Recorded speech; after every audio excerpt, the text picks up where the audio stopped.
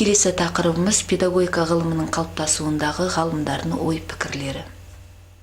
Педагогика деген ұғым көне грек елдерінде біздің эрамыздан бұрынғы 2025 жылда пайда болған делінген.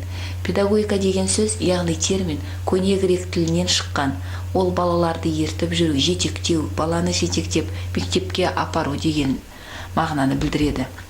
Алғашқы педагогикалық ой-пікірлер ертеде шығыс елдерінде, Мысыр, Вавилония, Үнді, Қытай, осы елдерде философиялық жүйесінде дамып, кейін біртіндеп өз алдына жеке ғылым болып дами бастады.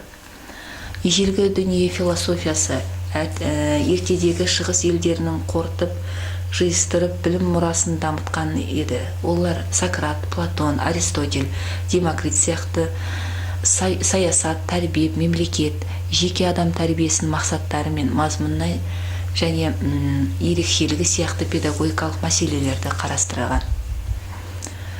Соның ішінде феодализмнен капитализмге өту дәуірінде дін шырмауындағы ғылымдар дамып, жеке бөлініп шыға бастайды. Осы кезде педагогикада өз алдына ғылым ретінде бөлініп шықты.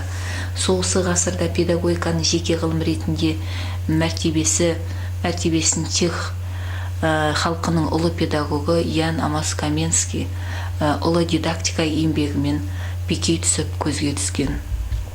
Батыс Европада ағылшын философы Джон Лок тәрбие туралы ойлар деген еңбегінде тәрбиенің психологиялық негіздеріне, адамгершілік тәрбиесіне көбірек көңіл бөлді. Ол баланы таза тақтаға теңеген.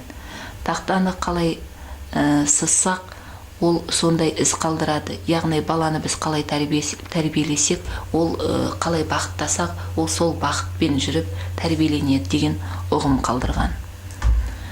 Францияда Жан-Жак Руссо баланы табиғат арқылы, табиғаттай жетілдіре тәрбиелеуге көңіл бөліп, баланы жазалауға қарсы болды.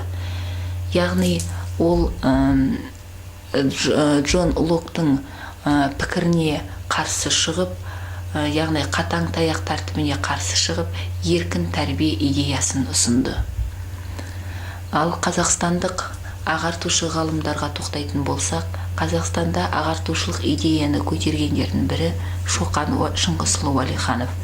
Діни бағыттағы медреселер мен ел биленуші әкімдер, тілмаштар дайындайтын мектептердің мақсатын сынай келіп, жалпы білім беретін мектептердің ашылуын көздеді. Тек ақиқат, білім ғана адамға күдік туғызбайды, ол өмірді бағалауға, тұрмыс құруға үйретеді деген. Қазақтың аса көрнекті ағартушы педагогы Ыбырай Алтынсариннің еңбегі де аз емес. Ыбырай Алтынсариннің демократиялық ағартушылық бағыты оның педагогикалық көзқарастарынан айқын көрінеді. Бүкіл өмір жолын мектеп ашуға, қазақ балаларын оқуға тартуға, дүние ғылымдарын үйретуге, оқу құралдарын жазуға, тәлімгерлік, ұстаз дайындауға, оларға ғылыми әдістемелік басшылық жасауға, өз кезеңіндегі қазақ халқының қоғамдық өміріндегі саяси әлеуметтік мәселелерді жан-жақты қамтып жазуға жұмсалды. Алтынсарин қазақ жастарының мамандық алуына жол ашты. Педагогика ақиқат ғылыми көзқарас болып есептелетін және объективтік дүниені тану білудің және ғылыми білімнің дамуының бірден бір әдісі болып саналатын философиялық негізінде дамиды. Қорыта айтқанда, Қазақстанда педагогика ғылымы 20 ғасырдың екінші жартысынан бері тез қарқынмен дамыды.